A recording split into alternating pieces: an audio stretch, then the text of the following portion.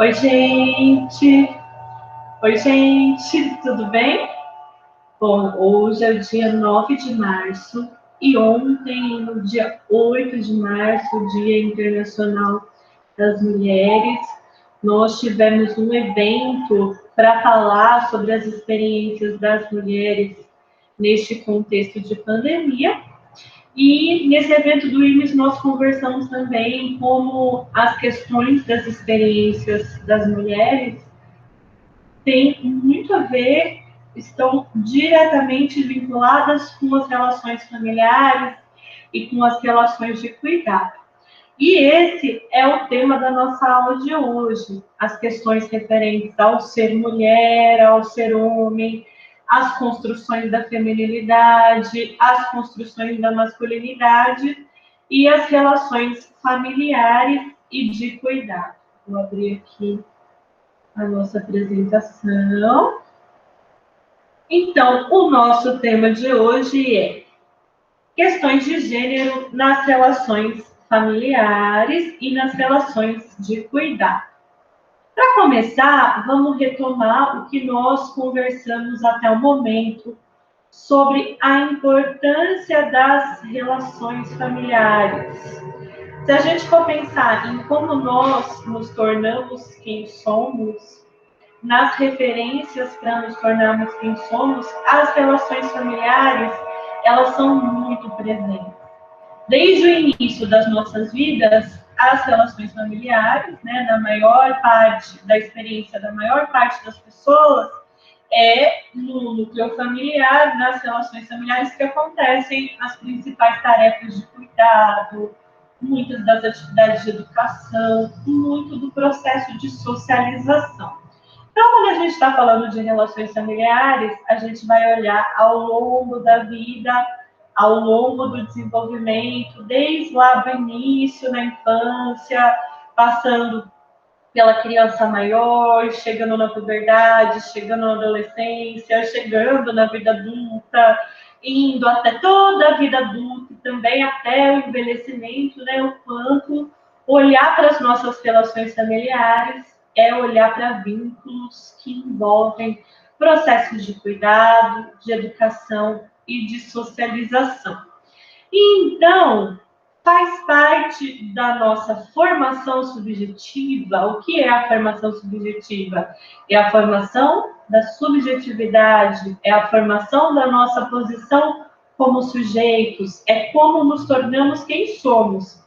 Faz parte da nossa formação subjetiva as relações familiares, as experiências com as famílias, no sentido de referência, né, nesse processo de nos tornarmos quem somos, pessoas da nossa família, pessoas que cuidam de nós e que são afetivamente significativas desde o início de nossa vida, ocupam papéis de referências. São referências tanto para identificação, né? E identificação aqui tem um sentido de ser como, eu me identifico com alguém, o meu modo de ser se aproxima, o meu modo de ser é como eu vejo que alguém é, e também de diferenciação, né, de um afastamento, ser diferente de. Então, é uma referência tanto para eu me aproximar, eu ter como um modelo e ser como, uma referência também para eu me diferenciar, pode acontecer. Nas relações familiares, nós sabemos que há toda uma construção de expectativas, isso mesmo antes de alguém nascer, o que se espera, o que se imagina, o que se sonha, quais valores, quais princípios se tem ali, isso se condensa num conjunto de expectativas, e quando a gente vê todos esses pontos, cada um deles é muito atravessado pelas questões de gênero. Né? Nós sabemos que desde antes da criança nascer, existem expectativas que são diferentes. Se o resultado do ultrassom, para quem faz ultrassom, é que é menino ou que é menina. E nós sabemos também o quanto nas relações, nas experiências atuais das relações familiares, geralmente, quem passa a maior parte do tempo quem passa a maior parte da dedicação, da presença às tarefas de cuidado são as mulheres, as mães e também outras mulheres da família que podem participar, né? Existem relações familiares em que é diferente, que os pais são mais presentes, ou que os pais são até mais presentes, ou outras figuras da família que são homens? Sim, existem, mas se a gente pensa na experiência da maior parte das pessoas, a gente se depara como as mulheres são as que exercem a maior parte do cuidado, em termos de tempo, em termos de presença, em termos de dedicação possível, e em termos de se tornar essa referência. E aí a gente vê como no processo de socialização, isso acaba acontecendo desde a infância, que se naturaliza as mulheres como as principais ou mesmo as únicas e exclusivas responsáveis pelo cuidado. Quando a gente olha para os brinquedos, né? Quem que vai ganhar uma boneca, uma mamadeira para dar mamar para a boneca, um travesseirinho para colocar a boneca para dormir, uma panelinha para fazer comida para a boneca. A gente sabe que ainda hoje esse incentivo a brincadeiras que envolvem o cuidado de uma boneca nenezinha, cuidado de casinha, cuidado de comidinha, cuidado de uma forma geral, são transmitidos desde a infância relacionados a expectativas de feminilidade. E como a gente mencionou, nos processos de formação subjetiva, nos processos de nós nos tornarmos quem somos, as figuras familiares são referências. E o que é que acaba acontecendo? Né? Quando eu me pergunto o que é ser menina, né? O que faz de mim uma menina? O que fará de mim uma mulher? Para as meninas, essa referência das mulheres como aquelas que cuidam, que está presente também nas brincadeiras, que está presente nos filmes, nos programas, nas historinhas, essa referência vai ter o processo de identificação, que é o fazer como, me tornar mulher fazendo como. Então, existe uma identificação das meninas, tende a haver uma identificação das meninas com essas posições e atividades de cuidado. Já para os meninos, vamos pensar como a situação é um pouco diferente. Eles são cuidados e têm presenças afetivas significativas na vida deles, geralmente por uma maioria de mulheres, ou por uma proximidade maior de uma mulher como a mãe.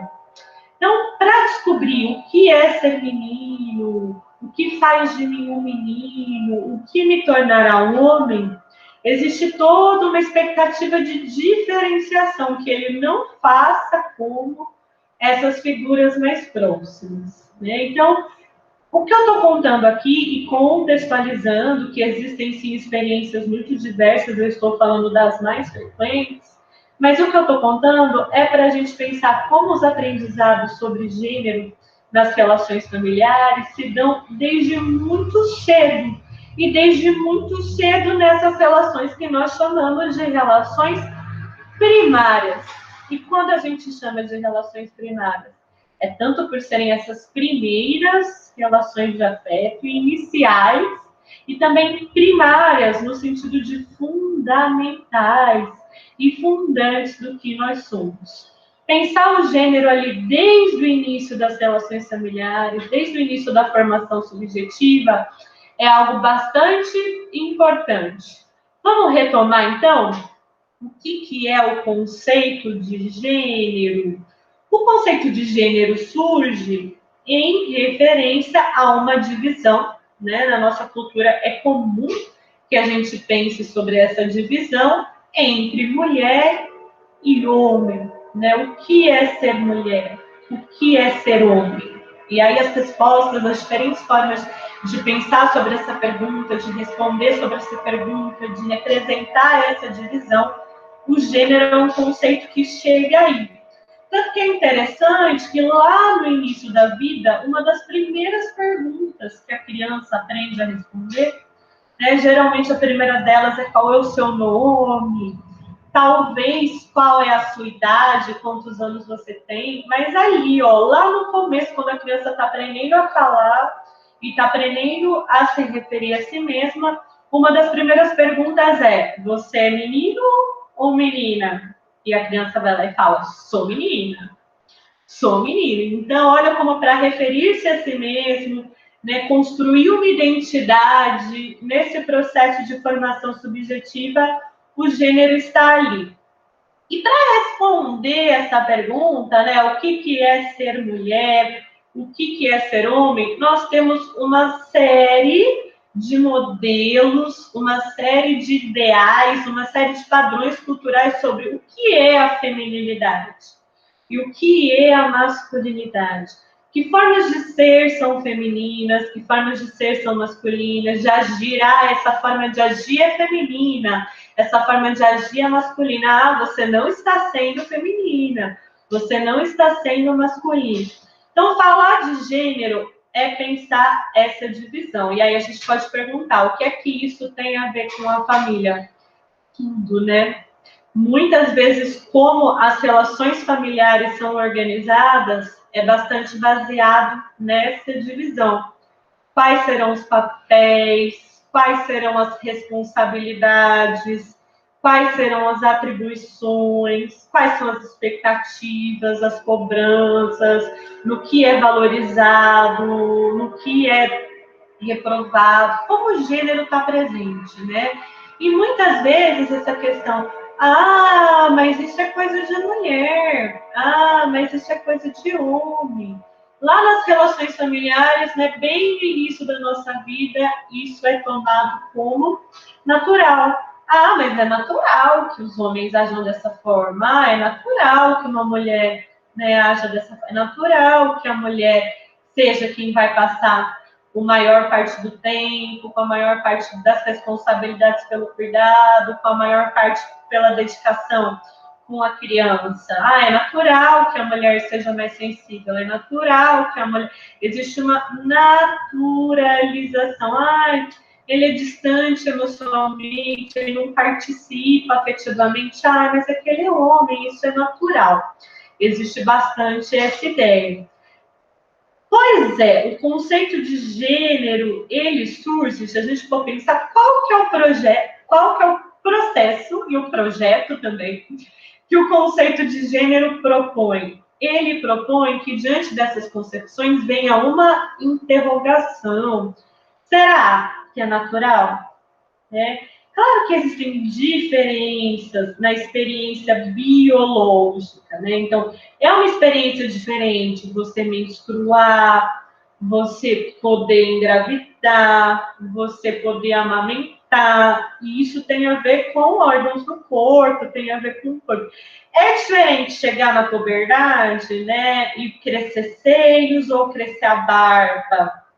São diferentes as experiências corporais.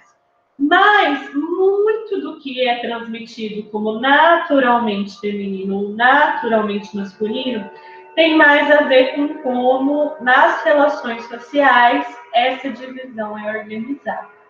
Então, o primeiro passo para a gente pensar gênero, né, e essa questão, inclusive, que acompanha muitas das experiências familiares, seja nas relações conjugais, seja na relação entre mãe e filho, pai e filho, e outras relações possíveis, não existe um jeito, uma experiência da mulher.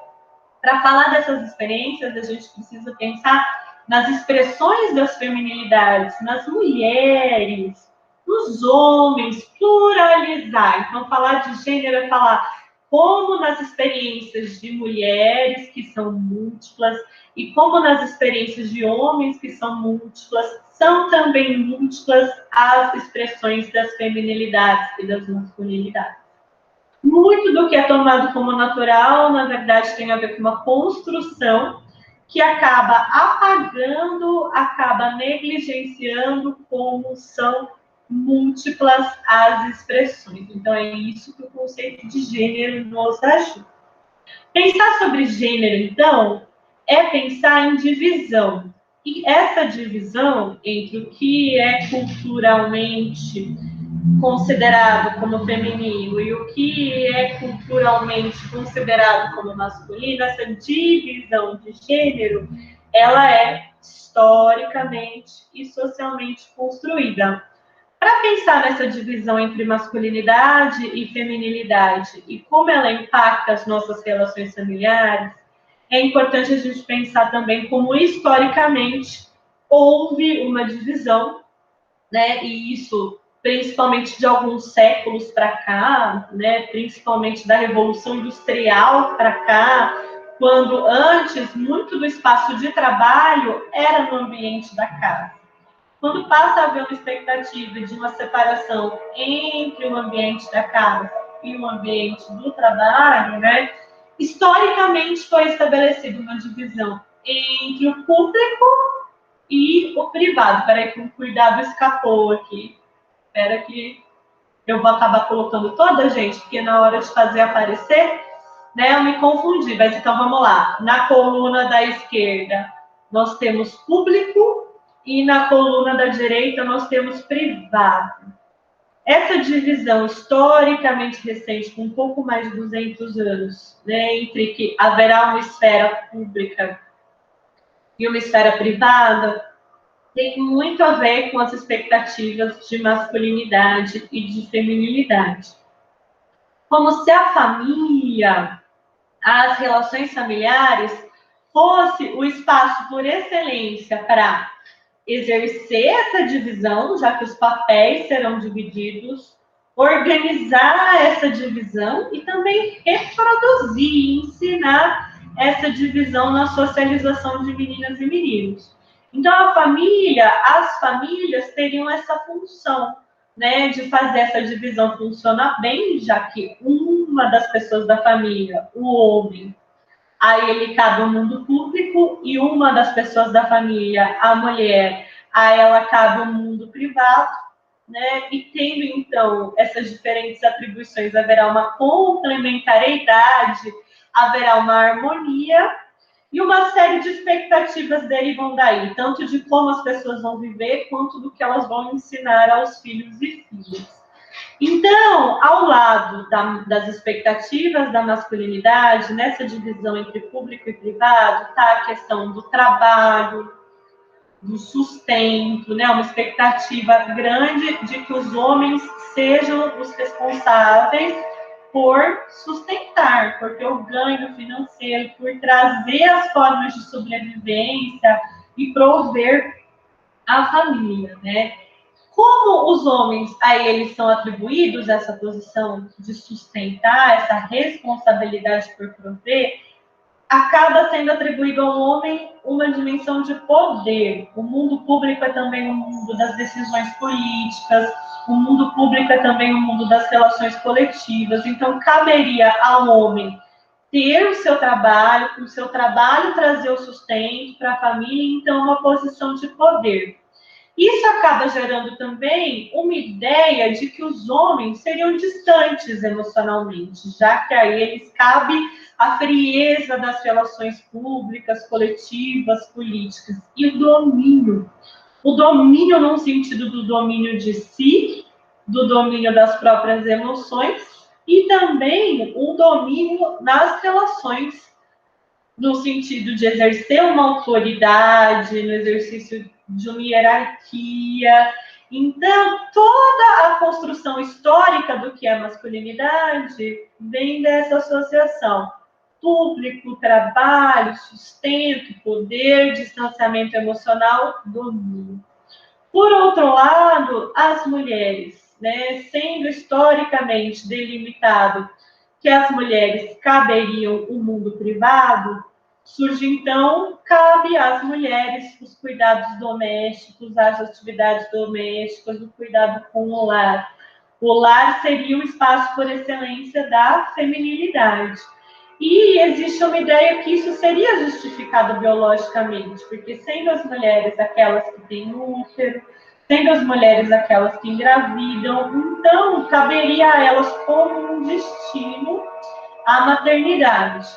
Cabendo a elas como um destino a maternidade, isso também naturaliza a questão do cuidado, por serem responsáveis por cuidar, elas seriam mais sensíveis, teriam mais contato com as emoções, teriam mais tendência a abrir mão de si e dos próprios interesses em nome das pessoas que amam, colocando como prioridade as pessoas que ela ama. Então, existe essa associação entre feminilidade e renúncia, e acaba tendo uma naturalização da feminilidade como submissão, que ao homem cabe esse papel de poder, de autoridade, de domínio, e a mulher, que seria aquela que cuida, que renuncia aos próprios interesses em nome dos interesses de quem ela ama, que busca fazer o bem, que busca agradar, uma posição naturalizada de submissão. Para a gente pensar as relações familiares, é bem importante a gente ver como os padrões de gênero levaram a uma naturalização.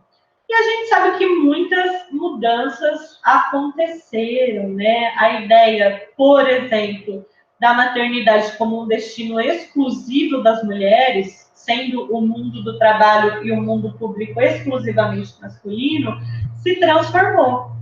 Tanto hoje temos mais mulheres em representatividade política, mais mulheres em cargos dos mais diversos e também em cargos de poder no mundo do trabalho, nós temos também uma maior participação dos homens nas relações familiares, uma maior participação afetiva. Nós sabemos que mudanças aconteceram, mas é importante a gente saber também que há permanência. Enquanto nós escutamos homens, mulheres, como eles e elas se referem às relações familiares, pode haver permanências de como os padrões de gênero estão presentes.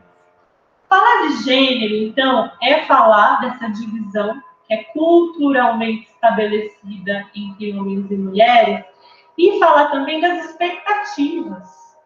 Por mais que as experiências concretas venham se transformando, estejam se transformando, tenham se transformado, como é transmitido lá desde o início da socialização, desde o início da história de vida, as expectativas em relação ao que é ser mulher, o que é a feminilidade, o que é ser homem, o que é a masculinidade. Então, a gente precisa conhecer dessas expectativas.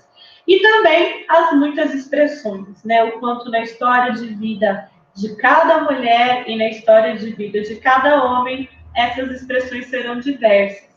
E quando a gente escuta alguém, a gente vai ver como são únicas naquela história de vida, o que se expressa como feminilidade, o que se expressa como masculinidade, como que foi a formação subjetiva, como que foram as formas encontradas de responder à questão quem sou eu, e sou homem, sou mulher, como que participa nessa questão. Vamos voltar, então, ao que a gente estava conversando sobre as relações familiares. Muitas vezes as questões de gênero vão estar nos detalhes do dia a dia. A pessoa não quer dizer que ela reproduza padrões de gênero, estereótipos, discriminações de uma forma explícita. Mas, às vezes, nos detalhes do dia a dia, a gente vai perceber essa influência. A gente vai perceber o quanto essa influência pode ser marcante.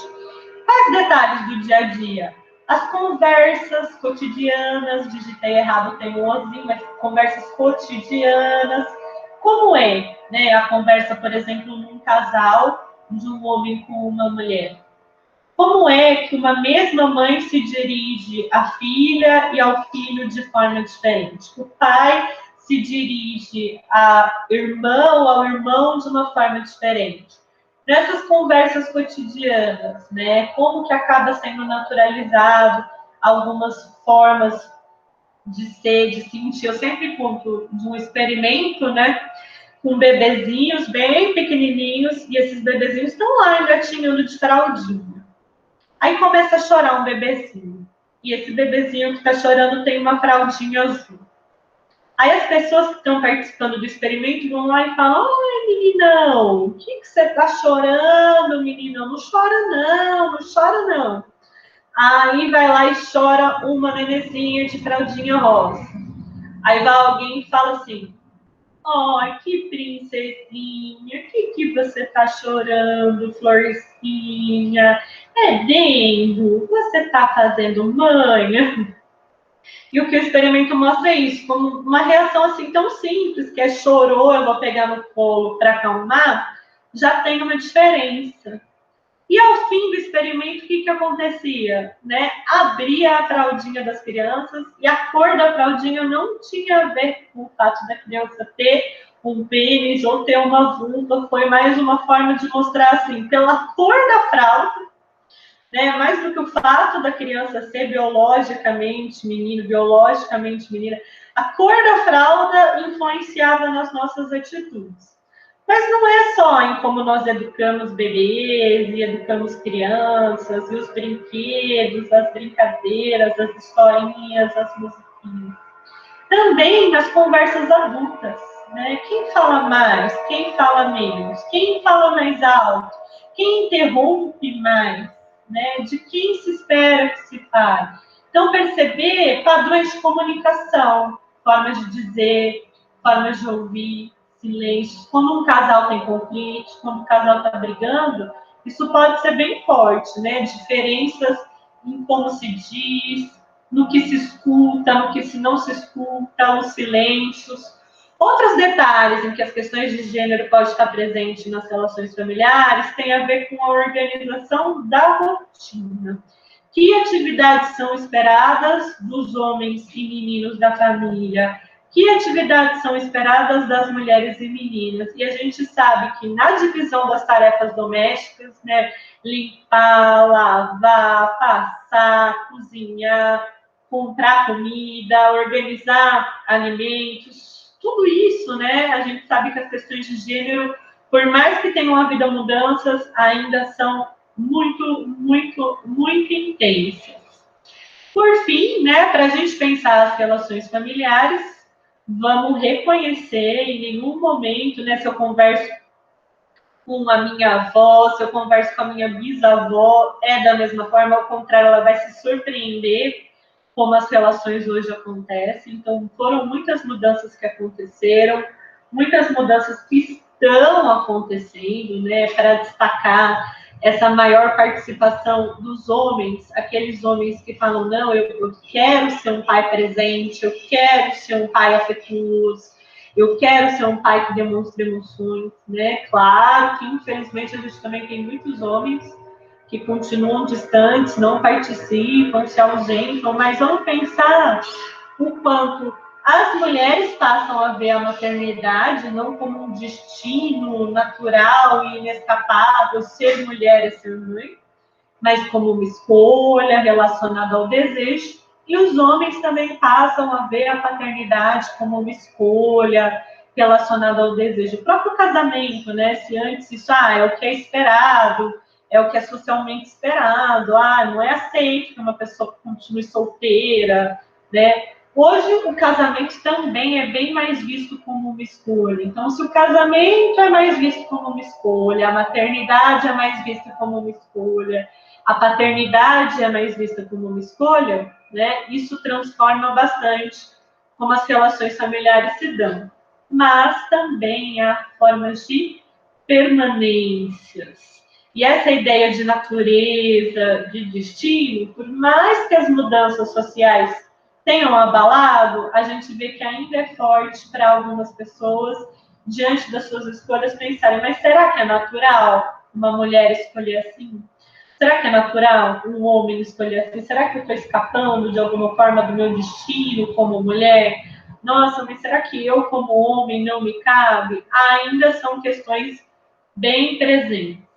Por que será que os padrões de gênero exercem uma influência tão marcante? E aí, diante dessa pergunta, mas não são estereótipos? Não são expectativas distorcidas diante das experiências reais, diante das experiências vividas? Pois é, a questão é que na vida de todos nós, desde o início, existe uma busca. A busca pela aceitação, a busca pelo amor, a busca por ser especial para quem é especial para a gente. E nisso eu aprender como que eu posso ser valorizada, como que eu posso ser valorizado. Os padrões de gênero têm uma presença muito muito forte em como a gente aprende que deve ser para receber valorização. Como a gente aprende que deve ser para receber atenção, aceitação, amor. Os padrões de gênero exercem uma influência tão marcante porque as outras pessoas nos importam. E nos importam como elas nos veem. E acaba que essas expectativas de que eu preciso, enquanto mulher, ser feminina, eu preciso, enquanto homem, ser masculino, tem muito a ver com essa demanda de valorização. Então, quando eu escuto alguém se referir às experiências familiares, experiência como filho, como filha, como esposo, como esposa, como mãe, como pai, as mais diversas experiências, eu vou pensar que o gênero está presente nessas experiências em como a pessoa se vê. Se desde lá no início da vida, uma das primeiras perguntas que eu respondo é: você é menino ou menina? A questão de gênero tem muito a ver com como eu me vejo.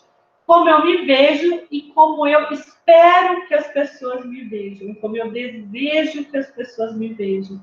Gênero atravessa essa dimensão das nossas relações, de como nós queremos ser olhados. Como nós queremos ser ao olhar de quem nos ama, ao olhar de quem importa para nós. O que uma pessoa valoriza? E às vezes isso destoa de como ela acredita que deve ser para ser valorizada. Isso pode trazer bastante sofrimento. Muitas vezes o gênero entra nessa distância entre o que uma pessoa valoriza e como que ela acredita que deve ser para ser valorizada. A naturalização muitas vezes entra aí. Ah, isso não é natural, não é natural. E em decorrência o sofrimento. Bom, considerando que nós conversamos até aqui, eu tenho um exercício para propor. Vocês vão escutar 3 músicas que eu coloquei aqui abaixo. Tem para todos os gostos. Nós temos uma música sertaneja, uma música pagode, uma música do MPB. 3 músicas. E eu quero que vocês, ao escutar as músicas, imaginem que o relato que a pessoa está cantando é um relato que você está ouvindo num atendimento clínico, num atendimento psicoterápico. Então, imagine que você está escutando o que é relatado nas músicas no contexto de um atendimento na clínica. Como as questões de gênero estão presentes? Então, a ideia agora é a primeira parte do exercício, que vocês escutam a música e anotem e vão registrando o que vocês pensaram. E aí a gente volta para discutir sobre as músicas e o exercício dessa semana vai ser com base nelas. Então vão anotando o que é que vocês acham, vão anotando como é que vocês percebem que as questões de gênero estão presentes no relato, ok? Vou colocar aqui abaixo as músicas que nós discutiremos.